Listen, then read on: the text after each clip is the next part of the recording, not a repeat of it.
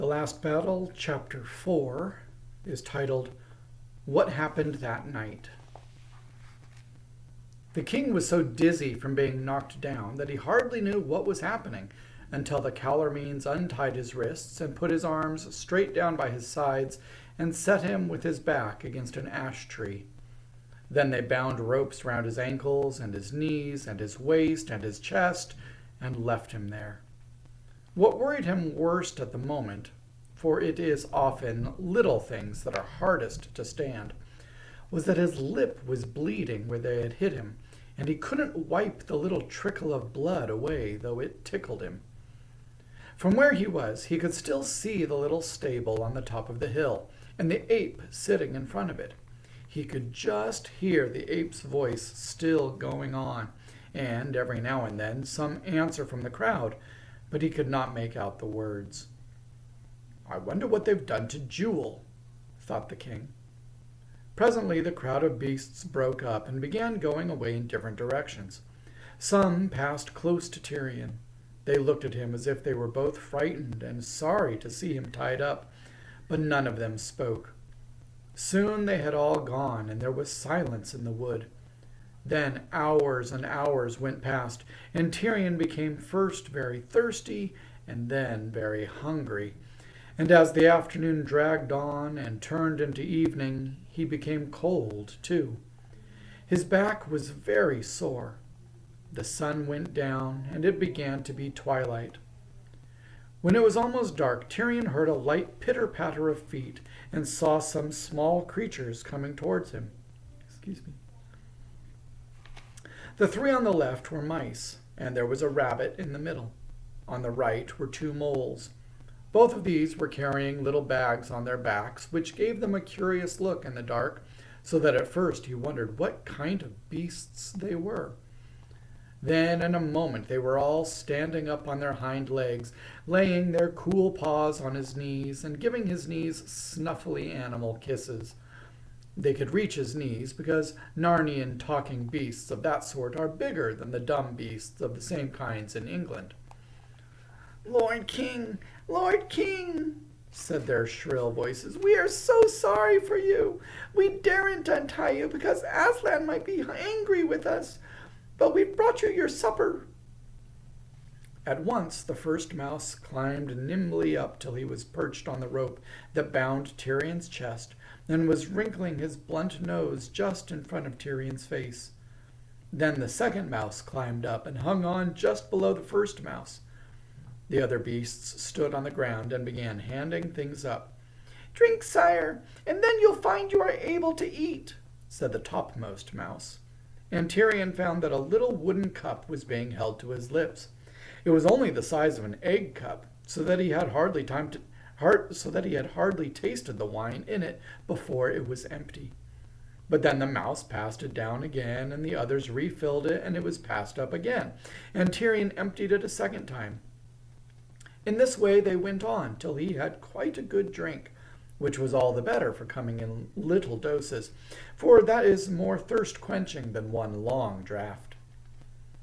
Here is cheese, sire, said the first mouse, but not very much, for fear it would make you thirsty. And after the cheese they fed him with oatcakes and fresh butter, and then with some more wine.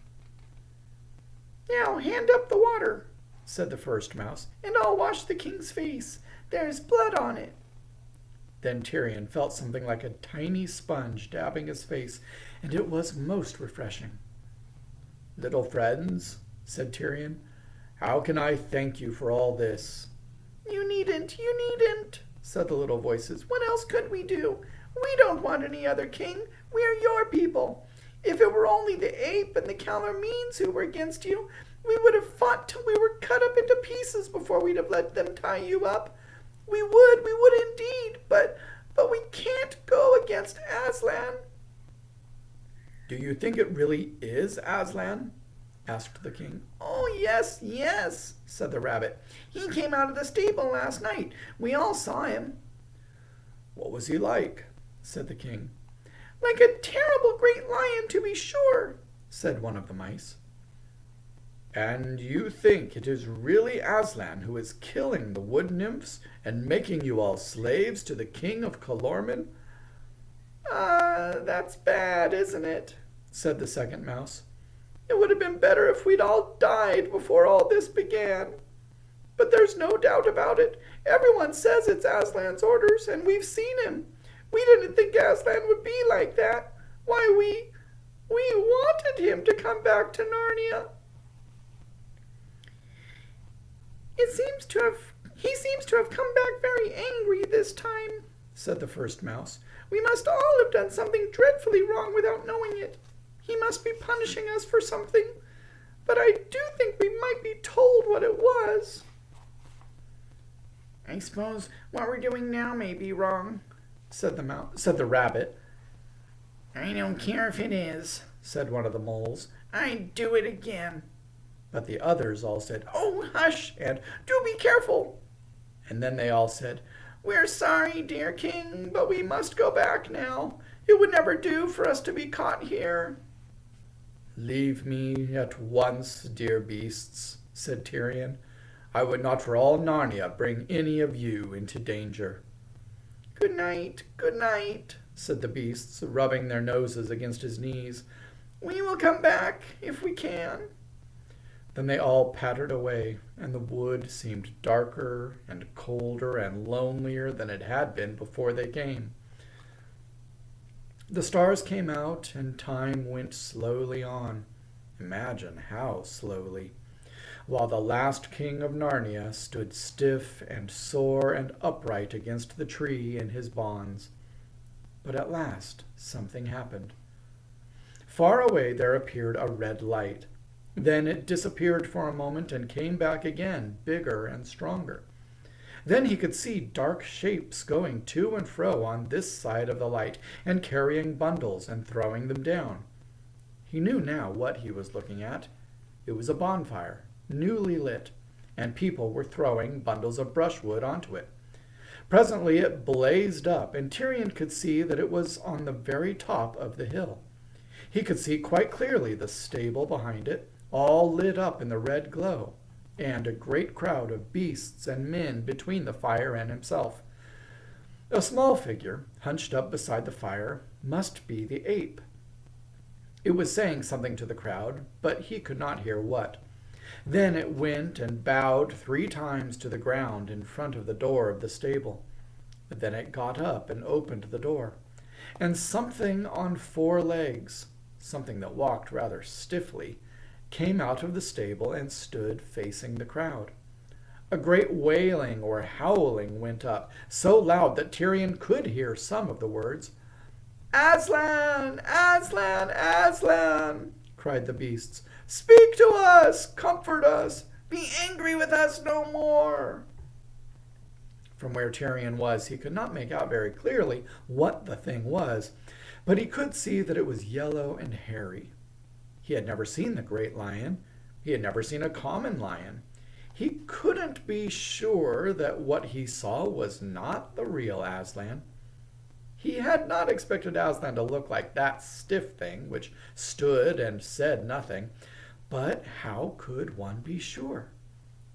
For a moment horrible thoughts went through his mind. Then he remembered the nonsense about Tash and Aslan being the same, and he knew that the whole thing must be a cheat. The ape put his head close up to the yellow thing's head as if he were listening to something it was whispering to him. Then he turned and spoke to the crowd, and the crowd wailed again. Then the yellow thing turned clumsily around and walked, you might almost say waddled, back into the stable, and the ape shut the door behind it. After that the fire must have been put out, for the light vanished quite suddenly, and Tirian was once more alone with the cold and the darkness. He thought of other kings who had lived and died in Narnia in old times, and it seemed to him that none of them had ever been so unlucky as himself. He thought of his great-grandfather's great-grandfather, King Rilian, who had been stolen away by a witch when he was only a young prince, and kept hidden away for years in the dark caves beneath the land of the northern giants. But then it had all come right in the end, for two mysterious children had suddenly appeared from the land beyond the world's end, and had rescued him so that he came home to Narnia and had a long and prosperous reign. "It's not like that with me," said Tirian to himself. Then he went further back and thought about Rilian's father, Caspian the Seafarer, whose wicked uncle, King Miraz, had tried to murder him, and how Caspian fled away into the woods and lived among the dwarfs.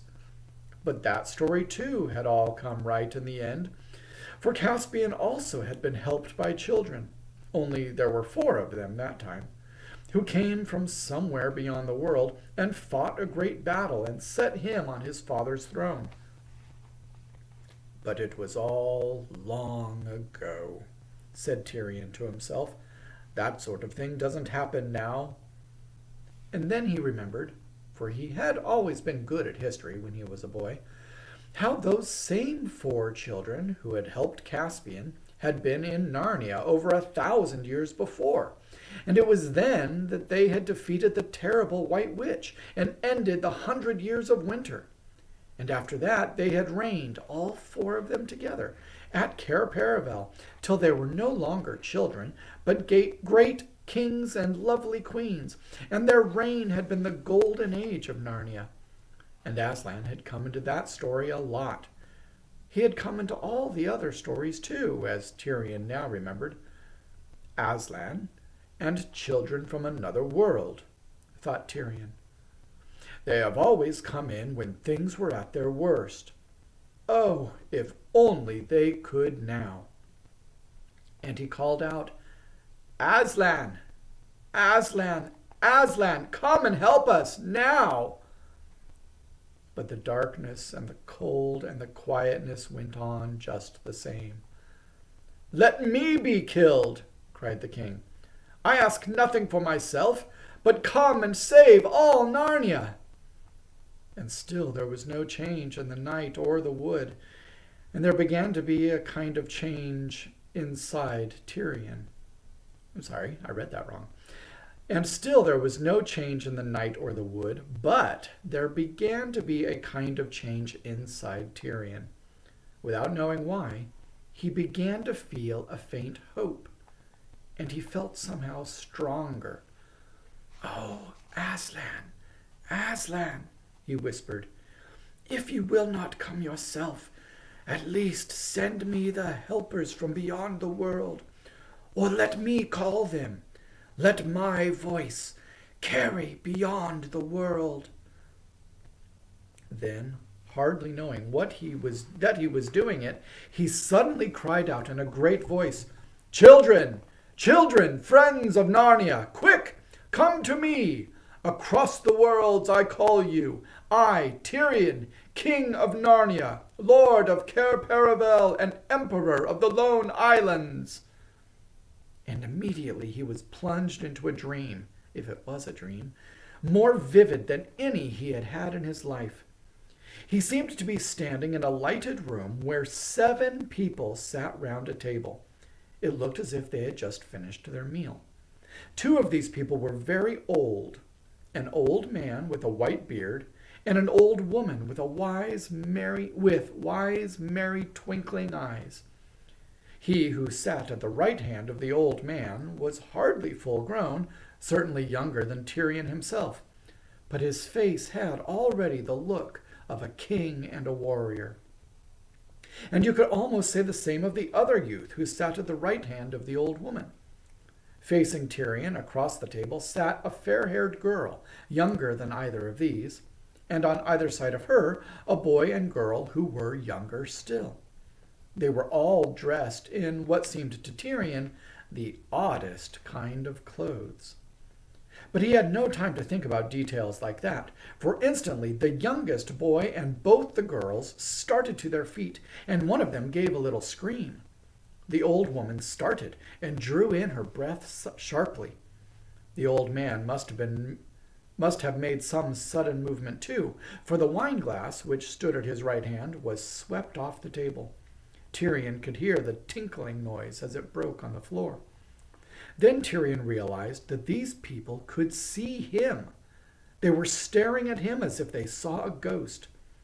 But he noticed that the king-like one, who sat at the old man's right, never moved, though he turned pale, except that he clenched his hand very tight. Then he said, "Speak, if you're not a phantom or a dream. You have a Narnian look about you, and we are the 7 friends of Narnia." Tirian was longing to speak, and he tried to cry out aloud that he was Tirian of Narnia in great need of help. But he found, as I have sometimes found in dreams too, that his voice made no noise at all. The one who had already spoken to him arose to his feet. "Shadow or spirit, or whatever you are," he said, fixing his eyes full on Tirian, "if you are from Narnia, I charge you, in the name of Aslan, speak to me. I am Peter, the High King." The room began to swim before Tirian's eyes.